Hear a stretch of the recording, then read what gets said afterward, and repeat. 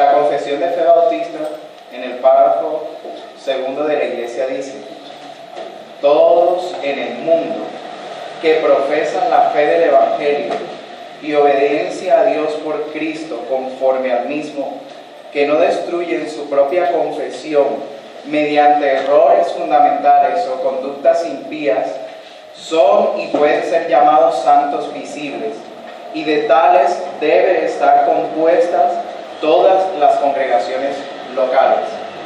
El título es La orientación que el miembro de la iglesia ha olvidado.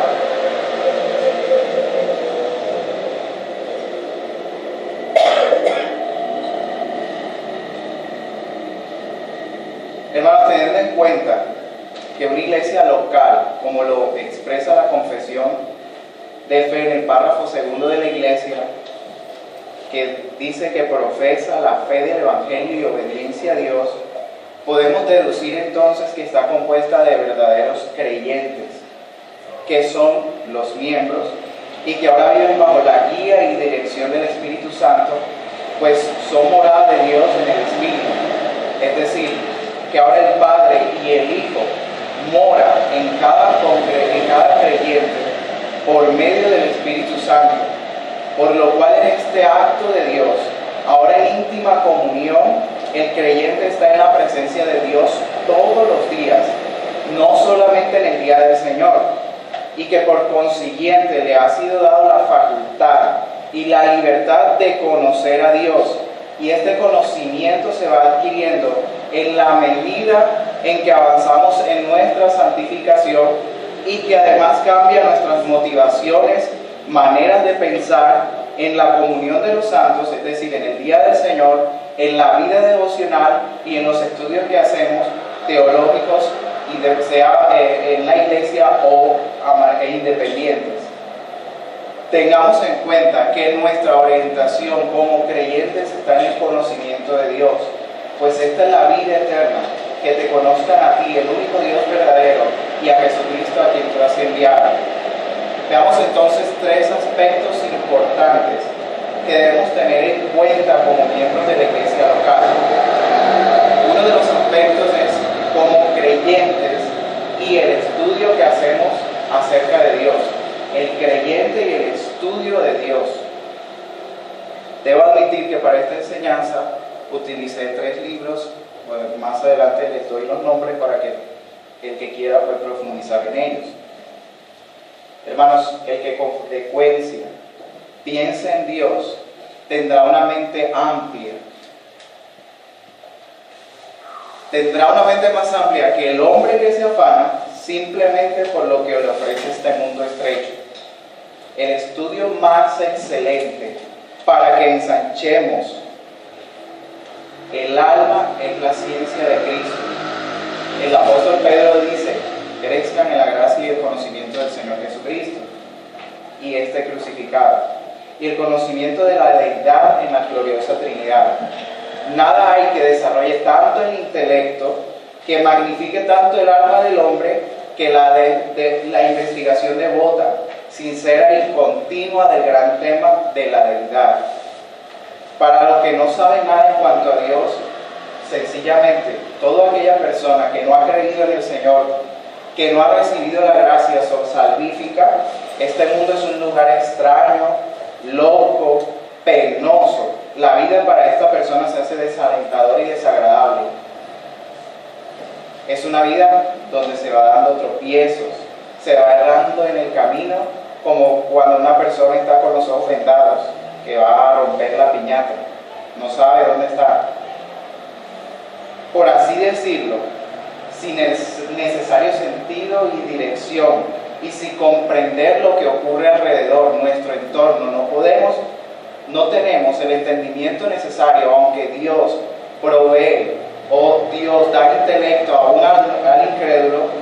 El conocimiento de Dios es el que nos hace entender el verdadero sentido de las cosas.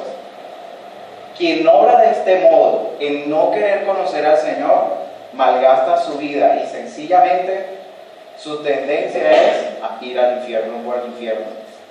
Pues La vida eterna es el conocimiento de Dios, como nos lo dice Juan capítulo 17, versículo 13.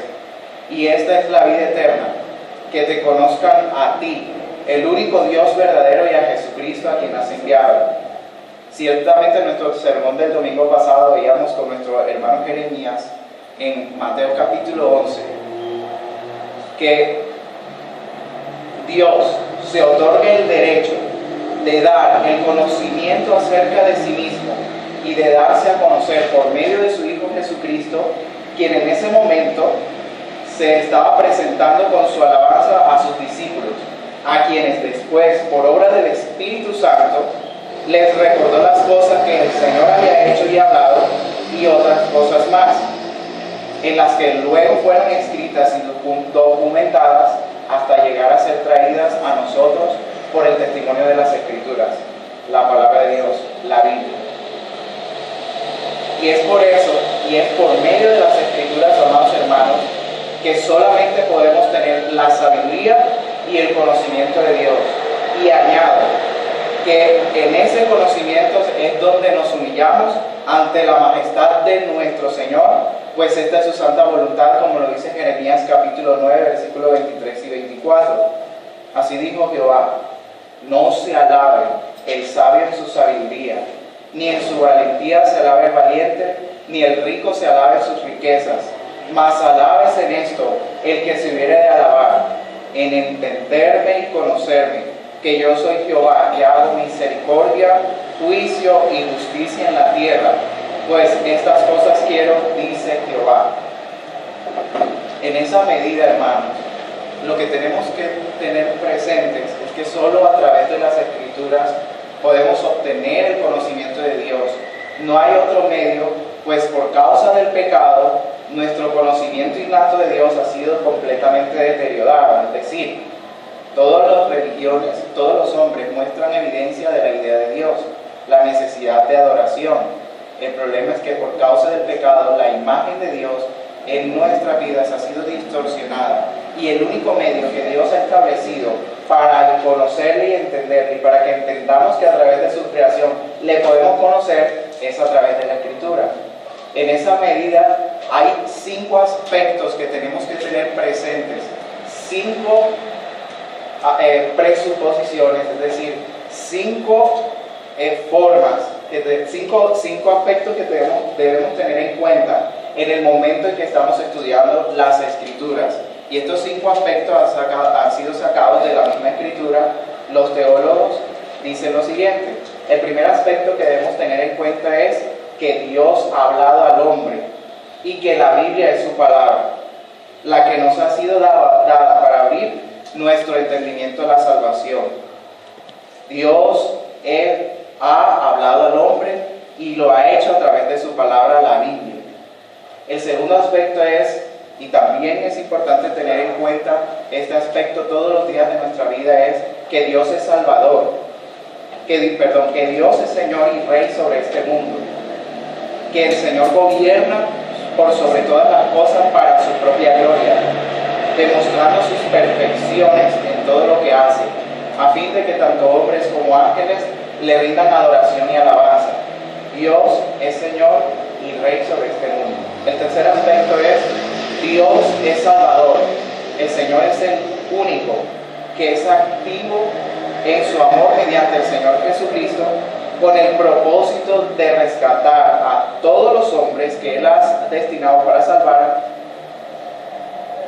de la culpa y del poder del pecado, para adoptarlos como hijos y bendecirlos como tales. Dios es Salvador. El único que salva al hombre es Dios. El cuarto aspecto que debemos tener en cuenta en el conocimiento de Dios es que Dios es trino y uno. En la deidad hay 3 personas: Padre, el Hijo y el Espíritu Santo. Y en la obra de la salvación, las 3 personas actúan unidas. Es importante que tengamos también en cuenta presente esto todos los momentos que estudiemos la Escritura, para entender cómo Dios ha salvado a su pueblo, cómo Dios ha obrado la salvación en nosotros. Primero es que el Padre proyecta la salvación, o el Padre es el que define los medios para la salvación, y define todas las cosas en la eternidad antes de que todo sea creado para salvarnos. El Hijo realiza la salvación, que es el momento de la expiación, de la muerte y la resurrección que leemos en los Evangelios, y el Espíritu Santo la aplica en nuestras vidas. El Espíritu Santo aplica todo lo que el Señor Jesucristo hizo para rescatarnos de la condenación que nosotros merecíamos. Y finalmente, hermanos, la santidad, como quinto punto, la santidad consiste en responder a la revelación de Dios con confianza y obediencia, fe y adoración, oración y alabanza, sujeción y servicio. La vida debe verse y vivirse a la luz de la palabra de Dios. Y esto, y nada menos que esto, constituye lo que consideramos realmente como la verdadera religión. Todos estos aspectos es lo que el creyente sincero, firme en la decisión del estudio de las Escrituras y en el estudio de las Escrituras, el conocimiento de Dios, ve como la verdadera religión. ¿Qué debemos estudiar acerca de Dios? Bueno, las cualidades de la deidad que nos separan de Dios, la distancia que tiene el Creador y sus criaturas, porque somos criaturas finitas. Dios es infinito. Los poderes de Dios, como su omnisciencia, su eternidad, su inmutabilidad. También tenemos que considerar su carácter todopoderoso. Tendremos que referirnos también a todas las perfecciones divinas, como los aspectos de su carácter moral que se manifiestan en sus palabras y en sus hechos, su santidad, su amor, su misericordia, su fidelidad, su veracidad, su bondad, su paciencia, su justicia. Tendremos que tomar nota de todo lo que le agrada y lo que le ofende, lo que despierta su ira y lo que le da satisfacción y gozo. Pero usted me dirá, bueno, tengo el conocimiento de Dios, ¿qué debo hacer con esto que ahora he adquirido en la iglesia, en la vida devocional o en los estudios personales que hago acerca de esto? La pregunta que siempre debe hacerse todo creyente es: ¿cuál es mi meta última? Mi propósito al dedicarme a pensar en estas cosas. Y como segunda pregunta es: ¿qué es lo que pienso hacer con el conocimiento que he adquirido acerca de Dios? Y tener en cuenta siempre esto, que si adquirir conocimiento teológico es un fin en sí mismo, si estudiar la Biblia no representa un motivo más elevado que el saber todas las respuestas, entonces nos veremos encaminados directamente a un estado de engreimiento y autoengaño. Si el deseo de conocer al Señor es simplemente para demostrar mayor inteligencia frente a otras personas, entonces, hermanos, definitivamente nos estamos engañando a nosotros mismos y no hemos recibido realmente el conocimiento de Dios. Porque el conocimiento de Dios va mucho más allá del intelecto. El conocimiento de Dios va hasta el corazón. Entonces, ¿qué debemos hacer para no caer en esto, en el autoengaño y en la arrogancia? Hermanos, cuidar nuestro corazón, no abrigar esta actitud semejante y orar al Señor para que esto no ocurra en nuestras vidas. Debemos entender también qué era lo que los creyentes veían en toda la Escritura, o para qué los creyentes utilizaban todas las herramientas teológicas, las herramientas bíblicas, o todo lo que recibían en la congregación. Hermanos, su anhelo supremo era el de conocer a Dios mismo y de deleitarse en Él. Y valorar el conocimiento sobre Dios no simplemente como un medio para el fin, sino que querían entender las verdades divinas con el fin de que su corazón pudiera responder a ellos y que su vida se fuera conformando a estas verdades. Ojalá fueran ordenados mis caminos para guardar tus estatutos. El Salmo 119. Les interesaba a los creyentes la verdad y la ortodoxia, la enseñanza bíblica y la teología, pero no como fines en sí mismos, sino como medios para lograr el conocimiento de las verdades divinas y la santidad. Su preocupación central era el conocer a Dios para entender cómo en ese conocimiento podía brindarle servicio al Señor. Y esto era lo que ellos procuraban entender. Debe interesarnos, hermanos, ampliar nuestro entendimiento acerca de Dios, pero ¿cómo podemos lograr esto? ¿Cómo podemos transformar el conocimiento que hemos adquirido de Dios? La regla es sencilla, hermanos: meditar. Meditar consiste en que transformemos todo lo que aprendemos acerca de Dios en tema de meditación delante de Dios, seguido de oración y alabanza a Dios. ¿La meditación en qué consiste? La meditación es la actividad de recordar, de pensar, de reflexionar sobre todo lo que uno sabe acerca de las obras, el poder, los propósitos y las promesas de Dios, y aplicarlo todo a nuestras vidas. Recordamos la primera pregunta, ¿verdad? ¿Con qué propósito hago esto? ¿Cómo afecta esto en mi vida? ¿De qué manera? Meditando. Recordar, pensar y reflexionar. Cada vez que vengo a la iglesia a recibir el conocimiento de Dios, cada vez que estoy en la comunión con mis hermanos, cada vez que entro a mi devocional, cada momento que hago un estudio acerca de Dios, debo siempre pensar y meditar en lo que voy aprendiendo. Y esta meditación se trata de hablar con uno mismo acerca de Dios y de uno mismo, de entrar en una serie de preguntas: ¿por qué esto? Y pensar en lo que he aprendido. Hermanos, esto es lo único que nos sirve para poder decir con toda sinceridad y con un corazón contrito y humillado que conocemos al Señor. Pues esto es la voluntad del Señor: conocimiento de Dios y no sacrificios. ¿En qué debe resultar todo esto, hermanos? En la madurez que tenemos en Cristo.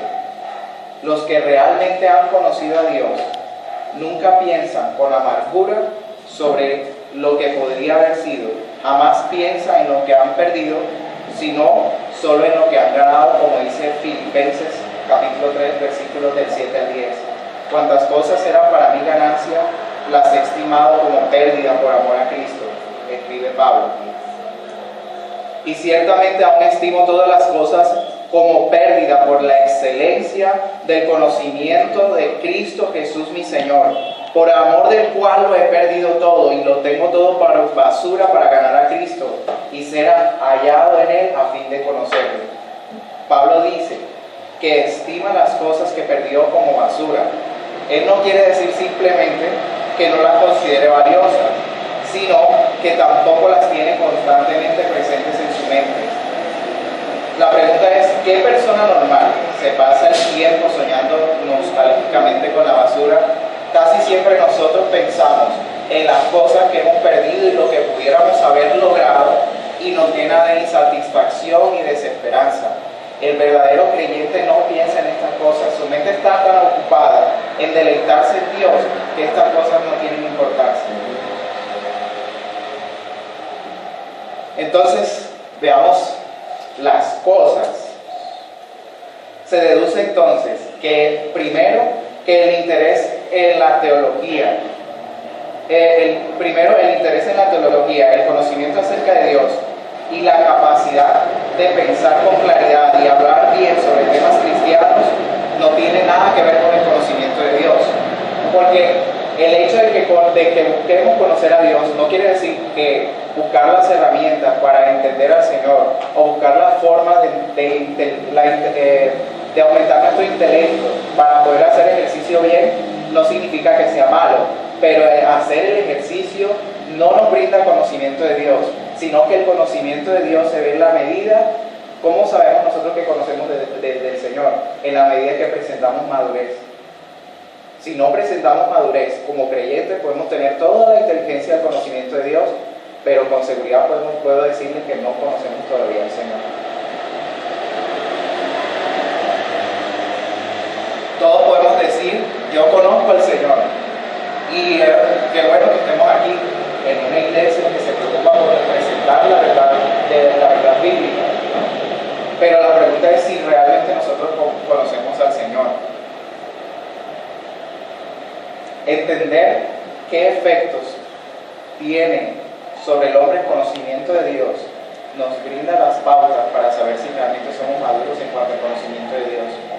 Lo primero es entender que el primer efecto de quienes conocen a Dios es que despliegan gran energía para Dios. Daniel 1:32 dice: el pueblo que conoce a su Dios se esforzará y actuará. Hermanos, cuando vemos que Dios está siendo desafiado, que Dios está siendo violentado, que la voluntad soberana del Señor está siendo violentada por los otros hombres de alrededor, entonces nos levantamos enérgicamente y nos oponemos a eso, tal como lo hizo Sadrach, Mesach y Abednego en el momento que Nabucodonosor levantó la estatua de oro. Se opusieron a adorar la estatua y prefirieron estar en el horno. Si Dios nos libra, bien, si le parece bien, pero si no nos libra, también lo adoramos. El segundo efecto que tiene el conocimiento de Dios es que piensa grandes cosas acerca de Dios. Frente al poder y al esplendor del imperio babilónico que se había tragado a Palestina y las perspectivas de los futuros imperios mundiales de proporciones gigantescas que empequeñecían a Israel, bueno, hermanos, lo que quiere decir esto es que debemos entender que a pesar de todo lo que sucede en el mundo, de todas las tragedias, de hombres perversos que se levantan, saber que siempre el Señor, como decíamos en las presuposiciones que debemos tener en cuenta, que el Señor es Rey y que gobierna sobre todas las cosas. O sea, que pase lo que pase, que podemos estar en la peor situación que estemos, el Señor es el Rey y gobierna sobre su creación. Quienes conocen a Dios evidencian denuedo por el Señor. Es el espíritu de todos los que conocen a Dios. Puede ocurrir que encuentren extremadamente difícil determinar el curso correcto de acción que deben seguir en un momento dado, en una decisión que es crucial para su vida. Pero una vez que están seguros en este conocimiento de Dios, encaran con firmeza las decisiones tomadas. Y además, si, como en el caso de Elías se decidió por el Señor, se decidió a la fidelidad del Señor, y a Elías no le importó que los otros profetas en aquel momento estuvieran a favor de Baal o a favor del engaño. A él, de alguna manera podemos ver que no le molestó el hecho de que los otros no siguieran a Dios. Su celo no estaba en contra de lo que ellos hacían, sino de lo que ellos estaban pensando. Y aunque él actuó sobre ellos, su decisión fue firme: yo sigo al Señor. Quienes conocen a Dios manifiestan gran contentamiento en Dios. Hermanos, la serenidad es una de las cosas, y la paz en medio de todas las circunstancias, como les había hablado, de Sadrach, Mesach y Abednego, que mostraron tranquilidad. Pueda que de momento el creyente entre en un momento de turbación, pero en la oración y en la meditación del conocimiento de Dios se fortalece de tal manera que su vida entre en serenidad, y el creyente puede llegar a estar tan seguro de esa paz y de ese gozo que encuentra en el Señor, que si es caso de morir por Cristo, lo hace.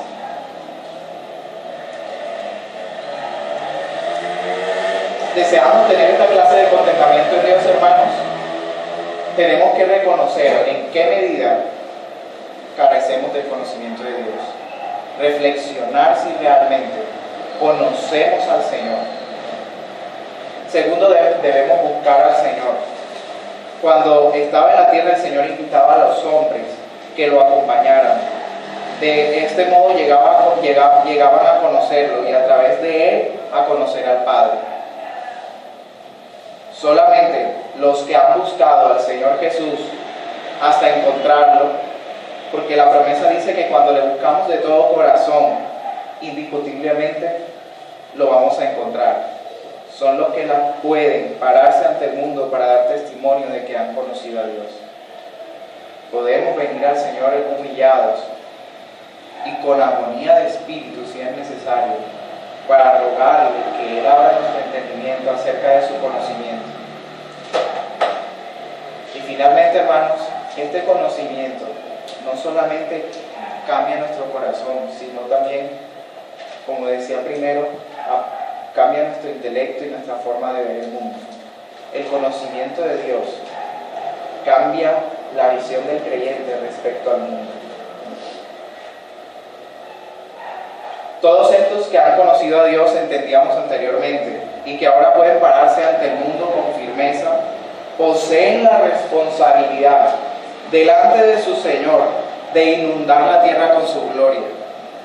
Pero, ¿cómo es esto posible? ¿Cómo puedo hacerlo? ¿De qué manera lo hago? ¿Saben por qué hacemos este tipo de preguntas? Porque nuestro pensamiento ha sido tan confundido que creemos nosotros que el entendimiento del Señor solo se manifiesta en la esfera de la piedad.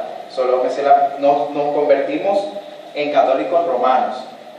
¿Por qué? Porque nos conformamos con ir a la iglesia, a recibir la purificación y seguir nuestra vida secular, lo que consideramos como nuestra vida secular. Es decir, separamos todas nuestras actividades familiares, escolares, profesionales e interpersonales, entre otras cosas, del control soberano de Dios. Y como vemos, el pensamiento del creyente es saber que el Señor tiene control del mundo, de su creación. Hermanos, por esta razón es que vemos entre los cristianos familias destruidas,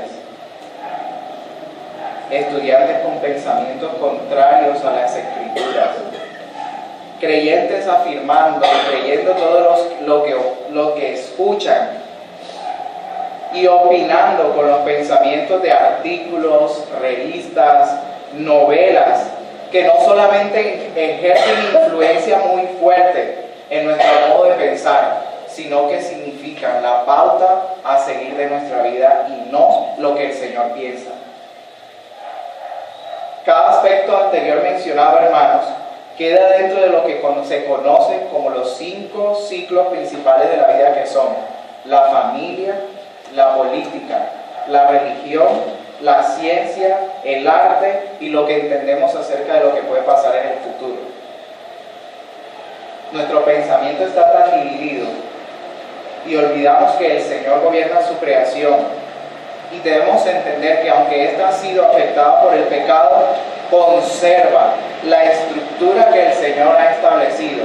Cuando hablo de estructura me refiero a la familia, al arte, y que Dios ha dado una dirección específica para cada una de estas áreas. Hermanos, el Señor gobierna su creación, su naturaleza. El Señor, en el Salmo 148 vemos cuál es la naturaleza de Dios. Él ha establecido leyes para la lluvia, ha establecido leyes para los animales, para su creación, la naturaleza, todo lo que tiene que ver. Y un entendimiento de cuál es esa creación lo vemos en el Salmo 148, incluso de los ángeles. Y otra parte, el Señor gobierna su creación también por medio de las actividades en las cuales el hombre se desenvuelve, que son las mencionadas anteriormente: la familia, la política, la ciencia, el arte. Romanos 13:4 dice que Dios ha sujetado todas estas cosas a vanidad. Génesis 3:17 dice: y al hombre dijo, por cuanto obedeciste a la voz de tu mujer y comiste del árbol de que mandé diciendo, no comerás de él, maldita será la tierra por tu causa, con dolor comerás de ella todos los días de tu vida. Y Romanos capítulo 8, versículos del 19 al 20 dice: porque el anhelo ardiente de la creación es guardar la manifestación de los hijos de Dios, porque la creación fue sujetada a vanidad, no por su propia voluntad, sino por causa del que la sujetó, porque también la creación misma será libertada de la esclavitud de la corrupción a la libertad gloriosa de los hijos de Dios. Todos sabemos, por sentido común, cuando pensamos en los noticieros, Cuando opinamos de la política, cuando opinamos de cualquier cosa que vemos hacer o cualquier cosa, cualquier inquietud que tenemos, sabemos que el Señor, que ya están, que son estructuras establecidas y que estas estructuras han sido afectadas por el pecado. Por ejemplo, el deseo de los homosexuales de adoptar, de cortejar y de conseguir pareja nos manifiesta la estructura que Dios dejó de la necesidad humana de conformar una familia, que en su marco legal está constituida por un hombre y por una mujer para cumplir la voluntad de Dios de tener hijos. Génesis capítulo 1 versículo 28. Y los bendijo Dios y les dijo: fructificad y multiplicaos, llenad la tierra y sojuzgadla y señoread sobre los peces del mar, las aves del cielo y todas las bestias que se mueven sobre la tierra. Entonces, si vemos, la estructura es la familia. Dios diseñó la familia. Dios dejó ciertas regulaciones para que se conformara la familia. Las leyes son un hombre, una mujer, un hombre que se sujeta a Dios, una mujer que se sujeta al varón, ¿cierto? Esas son las leyes que ha establecido el Señor, como lo dice Efesios capítulo 7. Y todos los demás, los hijos sujetos a quienes, a los padres. Esa es la ley o la orientación que debe tener todas aquellas personas que conforman familia. Y en el caso de la política, por ejemplo, lo que la Biblia enseña es que el Estado ha sido constituido por Dios y que Dios es la máxima autoridad del Estado. Que posee el derecho soberano sobre los destinos de las naciones y que Él ha establecido un juicio independiente y una opción autoritativa en la que cada ciclo, como podemos ver, la familia, la política tiene su propia operación, sus propias regulaciones establecidas por Dios mismo. Lo que el Estado debe hacer no es violentar estas leyes, ni intervenir en las leyes que Dios ha establecido, sino velar para que estas leyes sean protegidas. Eso es lo que el Estado debe hacer. Por eso, cuando el Estado se opone o aprueba el matrimonio homosexual, es contradecir una ley que Dios ha establecido en la esfera de la familia. El Estado debe velar por la seguridad de la ley que Dios ha establecido, de velar que la familia es establecida por un hombre y por una mujer. Y así como todas las otras cosas en cuestiones de economía, en cuestiones de constitución.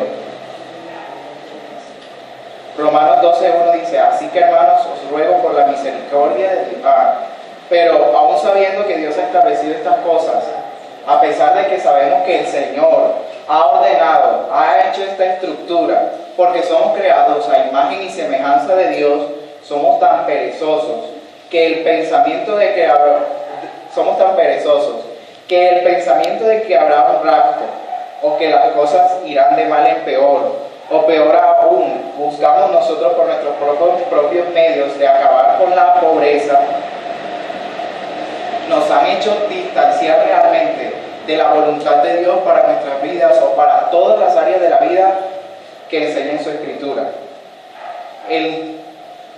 La voluntad del Señor realmente y que nos demanda además es de ofrecer por la misericordia de Dios en Cristo y en conformidad a la palabra de Dios y por la iluminación del Espíritu Santo un cambio en nuestra manera de pensar. Eso es lo que dice Romanos 12 del 1 al 2. Así que, hermanos, os ruego por la misericordia de Dios que presentéis vuestros cuerpos en sacrificio vivo, santo, agradable a Dios, que es vuestro culto racional. No se conformen a este siglo, sino transformaos por medio de la renovación de vuestro entendimiento, para que sepáis cuál es la buena voluntad de Dios, agradable y perfecta. Y la única manera de desarrollar una mente cristiana y un pensamiento correcto acerca de todas estas áreas ya mencionadas, hermanos, es analizarlas a la luz del entendimiento de las Escrituras. Nosotros como creyentes debemos tener en cuenta siempre y pensar y razonar siempre, no con nuestra propia razón, sino con las razones del Señor. El Salmo 119:130 dice: la exposición de tus palabras alumbra, hace entender a los simples. La extensión del reino de Dios es nuestra meta. Y como miembro de la iglesia, todo creyente comprende que el Señor no solo gobierna la iglesia, sino que el Señor gobierna toda su creación. Y que Dios con nosotros, el Hijo de Dios, se hizo carne para entrar al territorio de su creación caída, afectada por el pecado, y redimirla. Las consecuencias que trajo consigo nuestro pecado en Adán fue una separación interna y una separación temporal de todas las relaciones con el Señor, con el hombre, con su creación. Dios es quien ha penetrado en nuestros corazones y ha cambiado nuestra naturaleza desde adentro y nos ha llamado, hermanos, para ser santos. Y como dice la confesión de fe en el párrafo 6, los miembros de esta iglesia son santos por su llamamiento y en forma visible manifiestan y voluntariamente acuerdan andar juntos conforme al designio de Cristo, dándose a sí mismos al Señor y mutuamente por la voluntad de Dios, profesando sujeción a los preceptos del Evangelio. Gálatas 1, 3 y 4 dice: gracia y paz sean a vosotros de Dios el Padre y de nuestro Señor Jesucristo, el cual se dio a sí mismo por nuestros pecados para librarnos del presente siglo malo, conforme a la voluntad de Dios, de nuestro Dios y Padre. Hermanos, nosotros debemos conformarnos a la sabiduría divina. Para esto debemos tener en cuenta cuando intentemos pensar acerca de cualquier cosa, cuando preguntemos qué es la familia, cuando veamos las opiniones del mundo en las revistas acerca de la política, acerca de la ciencia y aún las telenovelas que se ven, debemos pensar con una mente cristiana y juzgar todas las cosas con justicia. Nuestra responsabilidad, con la ayuda de la palabra de Dios y del Espíritu Santo, es cambiar nuestra manera de pensar partiendo de los absolutos de Dios. ¿Qué cosas hay que tener en cuenta al momento de que vamos a pensar en cualquier área de la vida, sea en la ciencia, en la medicina, en cualquier aspecto? Primero debemos tener en cuenta que la palabra de Dios, la verdad no es relativa. La verdad es una sola y es absoluta. La verdad no es diferente para cada persona. Cada persona no tiene su propia verdad, porque resulta que cuando cada persona piensa en su propia verdad, hay una contradicción. Y una contradicción presupone que es una mentira. La contradicción presupone que cualquiera de esas verdades debe tener la razón y que el resto son consideradas una mentira. La verdad no es subjetiva, sino que es objetiva. No depende de mi mente y de lo que yo creo acerca de cualquier cosa, sino que depende de la mente de Dios. Y cuando estoy pensando, debo pensar qué dice la Biblia al respecto. La verdad no es independiente de Dios, sino que Dios es la verdad misma y Él revela su verdad al hombre.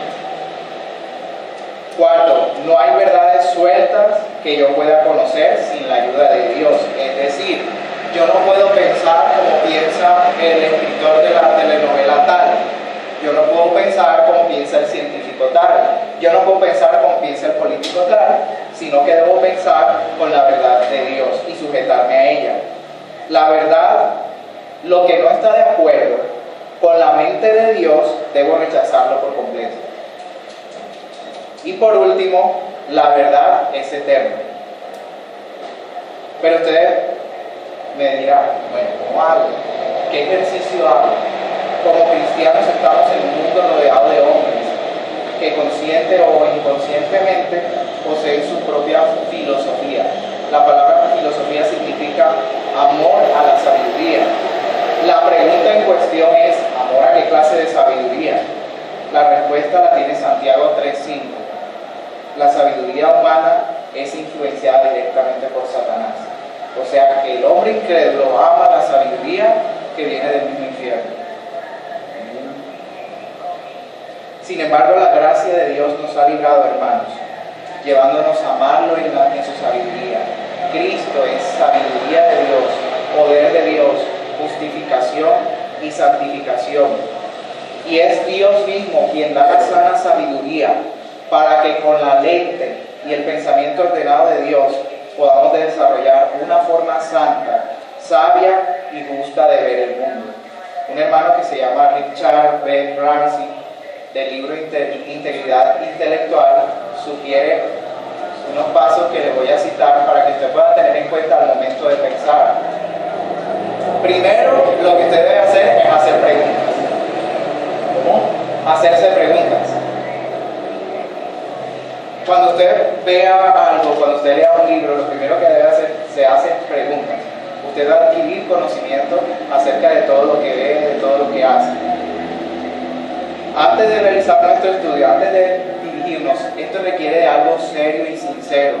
Y es cierto que nuestro cuerpo, nuestra mente es tan perezosa acerca de las cosas del Señor, que debemos rogar ayuda al Señor para que nos dé el querer y el poder de actuar.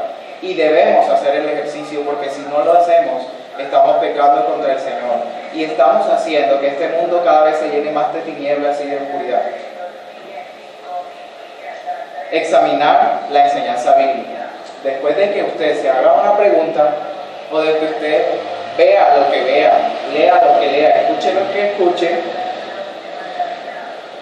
investiga en la Biblia qué enseña la Biblia acerca de ese tema que usted está investigando. Leer lo que dicen otras personas es lo siguiente. Cuando usted va a leer, va a investigar, usted busca a autores cristianos que hablan respecto al tema. Obviamente estamos en la congregación de los santos, aquí hay hermanos, maestros, pastores, que pueden ayudarnos y sugerirnos bibliografía correcta respecto al tema. Si ellos no saben, pues investigarán y sugerirán a ustedes. Pero también es importante leer otras bibliografías diferentes a autores cristianos, porque aunque el hombre está caído, muerto en sus delitos y pecados, todavía conserva la imagen de Dios. Y además de eso podemos analizar lo que ellos piensan y si ellos están, y en qué partes contradicen la palabra y en qué partes pueden estar de acuerdo a favor de la Escritura. Como otro punto es examinar la Biblia de nuevo. Luego que hemos hecho ese ejercicio, volvemos otra vez a pensar conforme a las Escrituras. En este proceso, luego de hacer toda esta investigación, comenzamos a reflexionar y a meditar acerca del tema. En este proceso que el Señor, la verdad, despida nuestros pensamientos. Y esto no es un ejercicio meramente intelectual, es un ejercicio espiritual, porque nosotros estamos buscando qué piensa Dios al respecto y qué conducto seguir.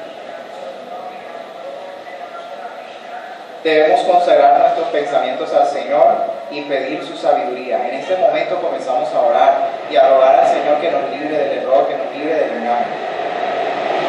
Y finalmente, después de haber hecho todo el ejercicio, sacar nuestras propias conclusiones.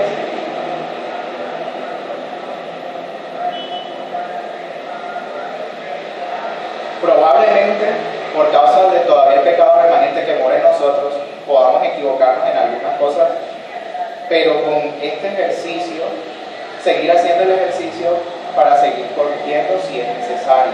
Y finalmente compartir con nuestros hermanos las conclusiones que hemos tenido acerca de algo. Y acercarnos también a nuestros hermanos maestros y hermanos expertos en el tema, si es el caso. Luego de este proceso, es importante que compartamos con varios hermanos que posean ciertos conocimientos en esta área para que ellos también hagan el ejercicio, tengan sus propias conclusiones y comparemos las conclusiones de ellos con las nuestras. Tal vez haya alguna contradicción y toque que volver a analizar y así llegar a un acuerdo con los hermanos. Proverbios 11:14 dice: donde no hay dirección sabia, caerá el pueblo, mas en la multitud de consejeros hay seguridad. Finalmente, hermanos, nuestra actitud frente a este mundo, en preparación para el mundo venidero, es entender que ya somos parte del reino de Dios en Jesucristo. que somos una recreación de parte de Dios por la obra del Espíritu Santo en nosotros, por la esperanza de la redención absoluta de su creación, que ya es un hecho en Dios mismo, y que como embajadores de su reino, nuestro deber es conformarnos al gobierno divino encontrado en su palabra, aunque esto implique la muerte. Todo esto que hacemos afecta nuestra manera de pensar, nuestra manera de vivir en la medida en que somos santificados en este breve tránsito en este mundo. Recordemos, hermanos, que no hemos sido sacados de este mundo, sino que el Señor nos ha guardado del mal. Que estamos en Medellín, pero que no somos de Medellín. Hacemos parte de la gloria con nuestro Señor Jesucristo, que el Rey está sentado reinando y gobernando.